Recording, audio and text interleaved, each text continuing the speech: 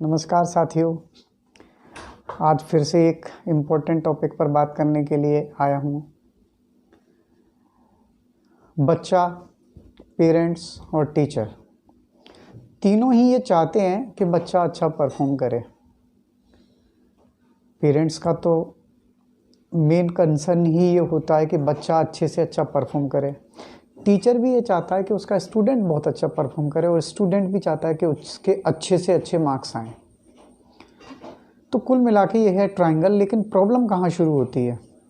Problem शुरू होती है कि तीनों का अच्छा इंटेंशन होने के बाद भी एग्जीक्यूशन गलत तरीके से हो जाता है, तो बच्चे को दिक्कत होने लगती है, बच्चा परफॉर्म नहीं करता है। कहाँ दिक्कत होती है एजुकेशन में इम्प्रूव करने में बच्चे को? ये शुरुआत होती है घर से। कई बार जाने अनजाने पेरेंट्स बच्चे को इस तरीके से डील करते हैं जो बच्चे की ब्रेन की जो प्रोग्रामिंग है उसको गलत कर देता है। और एक बार बच्चे के अंदर गलत प्रोग्रामिंग सेट हो जाती है तो ये उसी माइंड मैप से चलता है और बार बार उसको दिक्कत होने लगती है। ऐसा देखा गया है कि जितने ज़्यादा नेगेटिव सेंटेंस पेरेंट्स बच्चे से बोलते हैं उतनी ज़्यादा बच्चे की नेगेटिव प्रोग्रामिंग बढ़ती चली जाती है और बाद में ये प्रोग्रामिंग काफ़ी ख़तरनाक लेवल पे पहुंच जाती है, जहां सारे इनपुट अच्छे होने के बाद भी आउटपुट जनरेट नहीं होता है। तो इस तरीके की जो नेगेटिव फीडिंग हुई है, मैं इसको वायरस की तरह ट्रीट करता हूँ कि चूँकि प्रोग्रामिंग तो कर रहे हैं हम अच्छे से, लेकिन वायरस उसको आगे बढ़ने ही नहीं देता है। तो यहाँ पे पेरेंट्स लोगों की रिस्पॉन्सिबिलिटी तब तक बहुत ज़्यादा बढ़ जाती है जब तक कि बच्चा स्कूल नहीं जाता है। जब बच्चा स्कूल चला जाता है तो स्कूल में टीचर्स जो अच्छे टीचर्स हैं वो तो डेफिनेटली अच्छी ही बातें बच्चों को समझाते हैं। स्कूल से लौटने के बाद भी पेरेंट्स की जिम्मेदारी बनी रहती है, क्योंकि स्कूल से लौटने के बाद में भी अगर पेरेंट्स फिर से पुराने अपने नेगेटिव तरीके पे अगर चले जाते हैं जाने अनजाने, तो भी बच्चे को तकलीफ़ होने लगती है। तो क्या करें? तो सबसे ज़्यादा इम्पोर्टेंट है पेरेंट्स को ये जानना कि उन्हें बच्चे को किस तरीके से डील करना है।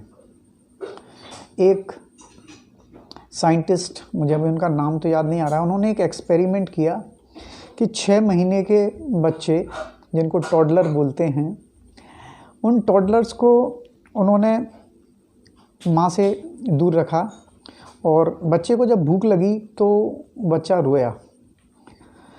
तो उन्होंने माँ को बच्चे के पास नहीं जाने दिया। उन्होंने बोला कि इस बच्चे को रोने दो थोड़ी देर। बच्चा थोड़ी देर रोया, फिर खुद ही चुप हो गया। और इस तरीके से उन्होंने इस चीज़ को कई बार रिपीट कर दिया। इसके बाद में बच्चे के अंदर एक नई क्वालिटी डेवलप हो गई थी कि वो अपने आप को मैनेज करना छोटी सी उम्र में ही सीख गया था। इस बात के इतने अच्छे रिजल्ट्स मिले और ये बड़ी अच्छी बात बताई जाती है कि बच्चे को जब जब आप ओवर प्रोटेक्टिव करते हैं तब तब उसकी बोलना चाहिए कि एबिलिटी कम होती चली जाती है। तो पेरेंट्स को प्रोटेक्टिव तो रहना चाहिए, लेकिन ओवर प्रोटेक्टिव नहीं होना चाहिए। क्योंकि बच्चा 6 महीने का ही है तो पेरेंट्स उस टाइम पे ज़्यादा ओवर प्रोटेक्टिव होते हैं। थोड़ा भी बच्चा रोएगा तो माँ भाग के बच्चे के पास चली जाती है और कहीं ना कहीं ये बाद में बच्चे को वीक बनाती है ये बात। तो ये बहुत ज़्यादा ज़रूरी है पेरेंट्स को इन छोटी छोटी बातों को समझना। अब जिन बच्चों के साथ ये ऑलरेडी हो चुका है, जो बच्चे बड़े हो चुके हैं, जो बच्चे, मैं जिन बच्चों की बात करूं जो बच्चे 9-10th में आ चुके हैं, उनका क्या करें? उनको तो ये सब हो चुका है उनके साथ, तो कोई दिक्कत नहीं है। अगर ऐसी प्रोग्रामिंग हो चुकी है बच्चों की तो उस प्रोग्रामिंग को भी जो है हम चेंज कर सकते हैं। जैसे पहले और अभी भी सीडी को ओवरराइट कर देते हैं तो दूसरा कंटेंट उसके ऊपर आ जाता है। तो इस तरीके की कुछ प्रोसेस होती हैं जो बच्चे के साथ की जा सकती हैं। या फिर बच्चे की जो पुरानी फीडेड प्रोग्रामिंग मेमोरीज़ हैं, अगर उनको अंदर की तरफ दबा दिया जाए और नई प्रोग्रामिंग को काफ़ी पावरफुल तरीके से ऊपर इम्प्लांट कर दिया जाए तो निश्चित रूप से वो पुरानी चीज़ें जो है ज़्यादा असर नहीं करती हैं। कई बार देखा ये जाता है कि बच्चे सीखते में लर्निंग प्रोसेस पे बहुत ज़्यादा इम्पोर्टेंट तरीके से रिएक्ट करते हैं। इसलिए टीचर्स को इस तरीके की लर्निंग टेक्निक्स यूज़ करनी चाहिए कि बच्चा कौन से सेंसर से लर्निंग कर रहा है। जैसा कि आप सभी जानते हैं कि 5 सेंस होते हैं लर्निंग के लिए। हमारे पास आँख, कान है, नाक है, टंग है, स्किन है, ठीक है ना, फीलिंग है। ये सब सेंसर्स जो है बच्चे के दिमाग में नॉलेज को इनपुट की तरह एंटर कराते हैं। अब शुरू में टीचर को नहीं पता कि बच्चा कौन से सेंस ऑर्गन से लर्निंग कर रहा है, तो ये टीचर्स की ड्यूटी हो जाती है कि सारे सेंस ऑर्गन्स की प्रॉपर्टीज़ को ध्यान में रखते हुए ही अपनी बात बच्चों को समझाएं।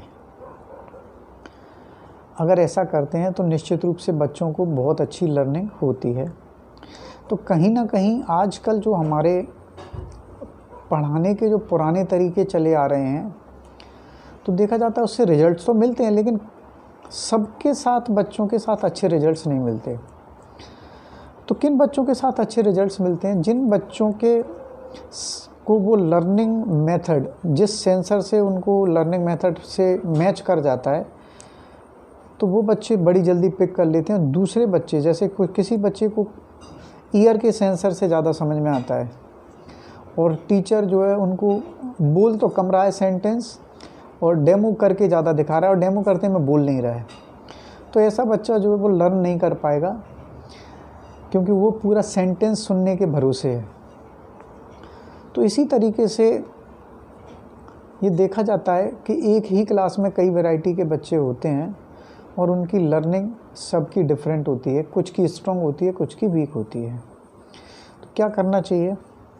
करना ये चाहिए, या तो बच्चों को उनके सेंस ऑर्गन की लर्निंग के हिसाब से अलग अलग कर देना चाहिए, या फिर टीचर को ही इस तरीके के लर्निंग मेथड्स डेवलप करने चाहिए जिससे कि वो ज़्यादा से ज़्यादा बच्चों को अपनी बात समझा सके।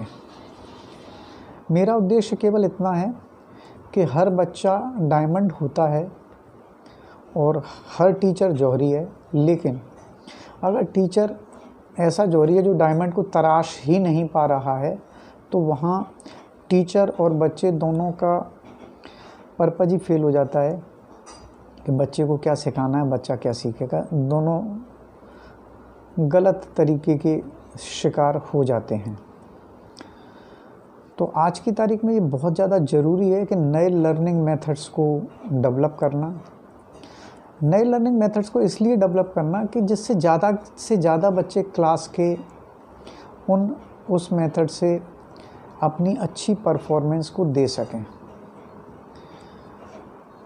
क्या होते हैं ये नए लर्निंग मेथड्स? नए लर्निंग मेथड डेली कोई ना कोई बनाता ही रहता है।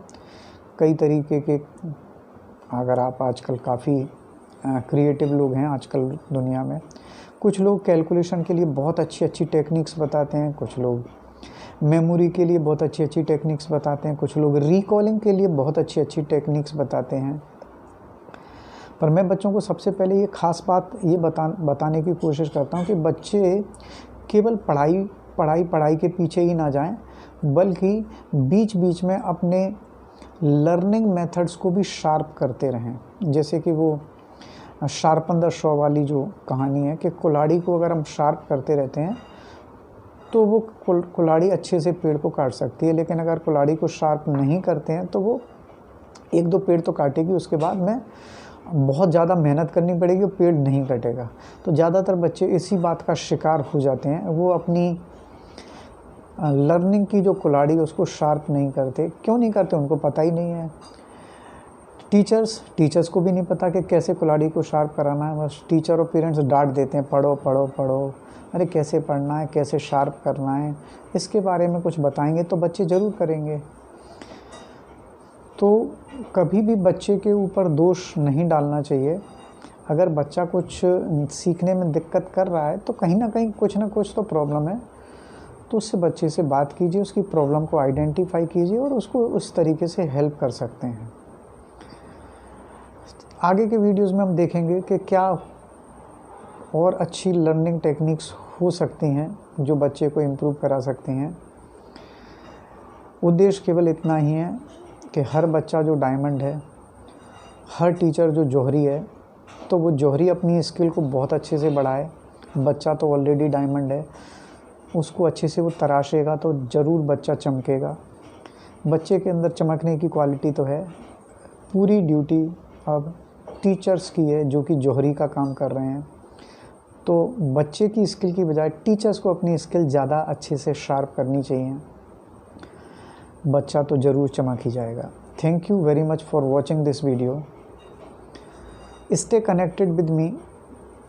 सभी पेरेंट्स और बच्चों को मैं रिक्वेस्ट करूँगा कि बने रहिए मेरे साथ और जानते रहिए अच्छे अच्छे तरीके जिनसे कि हम एक अच्छी एजुकेशन बच्चे को दे सकें। अच्छी एजुकेशन इसलिए भी ज़रूरी है कि अच्छी एजुकेशन से ही देश डेवलप कर पाता है।